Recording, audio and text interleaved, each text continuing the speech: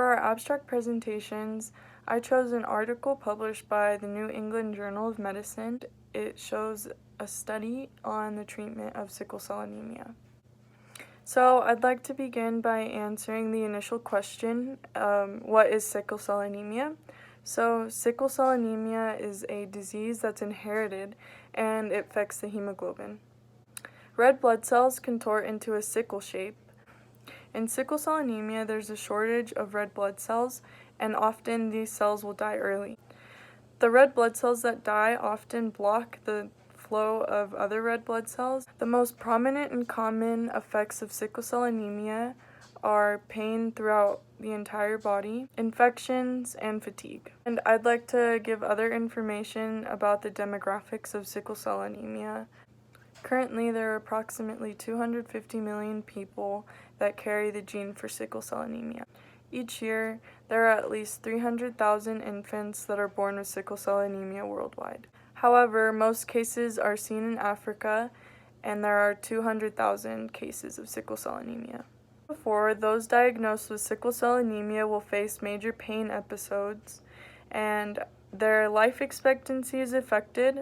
There's a national median life expectancy between 42 and 47 years old.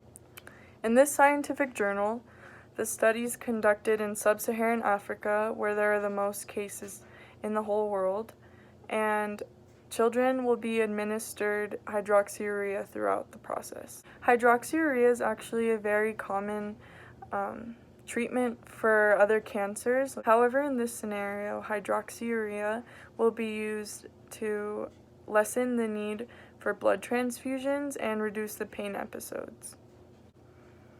Before beginning the study, there are often other factors that should be considered, and in this case, those factors are malnutrition and other existing diseases and health conditions in these regions.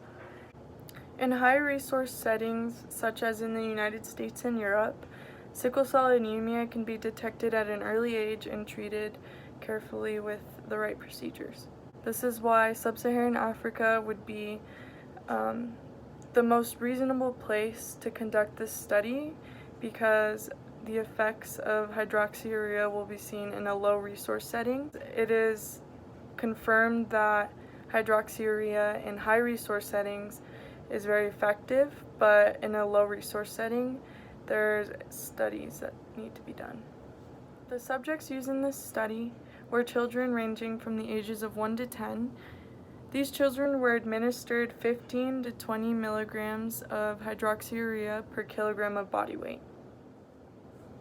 A parent or legal guardian signed for consent of the participation of their child in the study, and initially 635 children were enrolled in the study. However, only 606 began to undergo the procedure, and the mean average of hydroxyurea administered was 17.5 milligrams per kilogram of body weight. For the first 6 months of the study, the children were administered the same amount of maximum dose of hydroxyurea. However, after those 6 months, dose escalations began to proceed. However, for the children that continued the procedure, after 3 years, 92% retention rate was shown. In the initial 5% of children, there were dose-limiting toxic events that prevented them from ongoing the procedure. To ensure the safety of the participants, every dose was administered and monitored by the trial staff, and an interactive online calculator tool was used to administer the correct amount of hydroxyurea as well. The mean overall treatment duration was between 20 and 38 months. Just to clarify, this study did not necessarily focus on the maximum or the average amounts of dosages and milligrams per kilogram of body weight. The main focus of the study was to discover if hydroxyurea is an appropriate solution for sickle cell. More than 90% of the participants in the study did not have any missed dosages. This is effective in showing the consistency and accuracy of the results from the trial.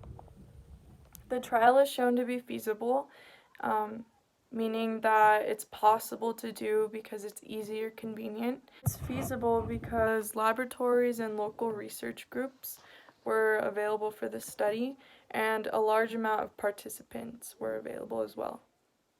Treatment protocols in sub-Saharan Africa are similar to treatment protocols in the United States in the manner that during the first 6 months the same amount was administered and the dosage levels kept increasing little by little over time. If there were other factors that affected the results in a negative manner, the participants in the trial were given better care throughout the entire duration of it.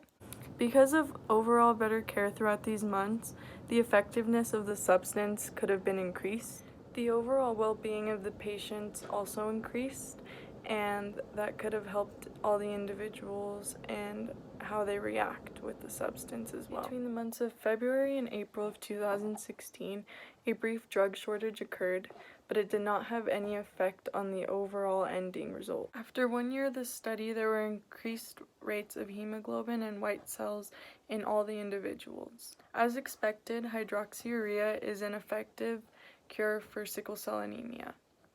Survival and prolonged life could be a result of hydroxyurea in sub-Saharan Africa. The National Heart, Blood, and Lung Institute actually recommends hydroxyurea starting from the age of 9 months for those that have sickle cell anemia.